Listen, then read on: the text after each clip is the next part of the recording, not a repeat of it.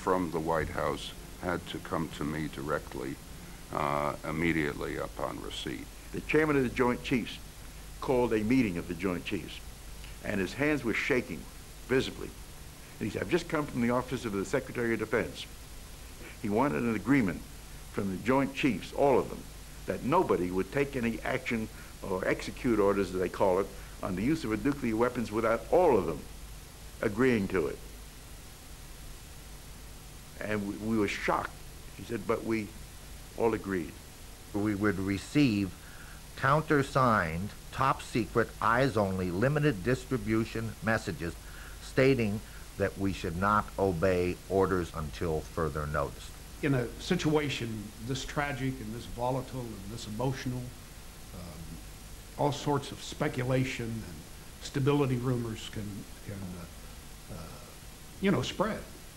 I believe it was inappropriate for Secretary Schlesinger to issue such an order.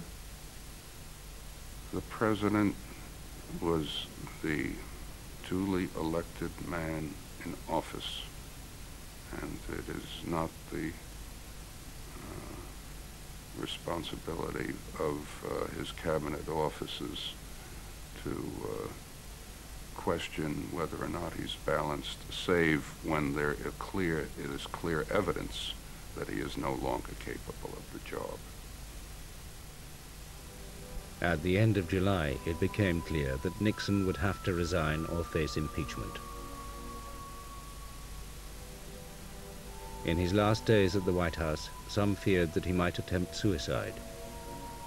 The president was in a very difficult position.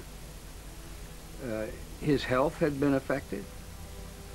He said to me, "You know, Al, in the old days and in your profession, the visitor would leave a pistol in the desk drawer, and he knew what would happen with that pistol." Haig ordered the president's doctors to remove any pills he might have. I don't think anyone other than his immediate family, his wife and his children, understood as I did the strains that he was under and the pressures he was facing as he approached a decision to resign.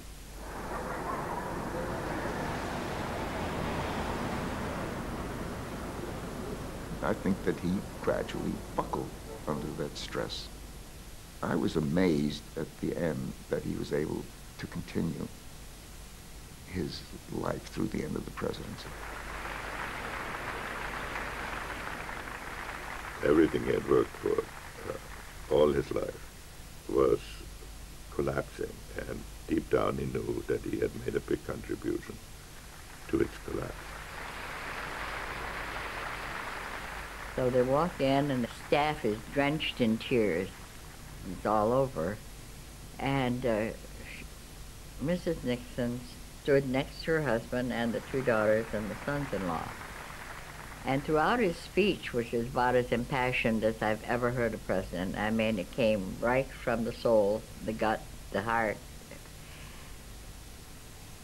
He mentioned his mother, sainted mother, his father. But he was a great man.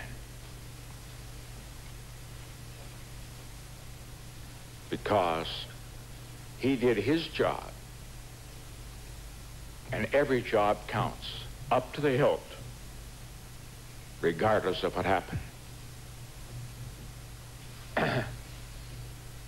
Nobody will ever write a book, probably, about my mother. Well, I guess all of you would say this about your mother. My mother was a saint. He just got carried away, and everything thrust back to, you know, I tried so hard for the country. When you take some knocks, some disappointments, when sadness comes, because only if you've been in the deepest valley can you ever know how magnificent it is to be on the highest mountain. There were several times when he almost broke down, but each time he gathered his strength and he went on, and through to the end. I kept hoping, I was sitting in the front row, I kept hoping that he would make it through to the end. He finally did.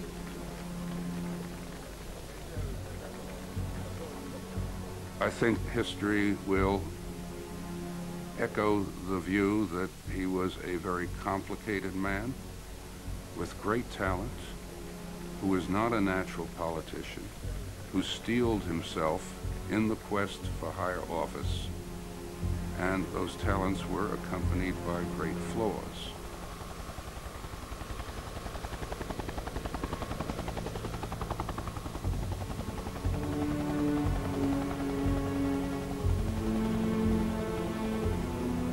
President Nixon called me into his private cabin on Air Force One. And he said, well, we did some good things, but I let my country down, I let my family down, and I let myself down. And the tragedy is there's no going back. And he just turned and looked out the window for the longest period of time, and nothing else was said.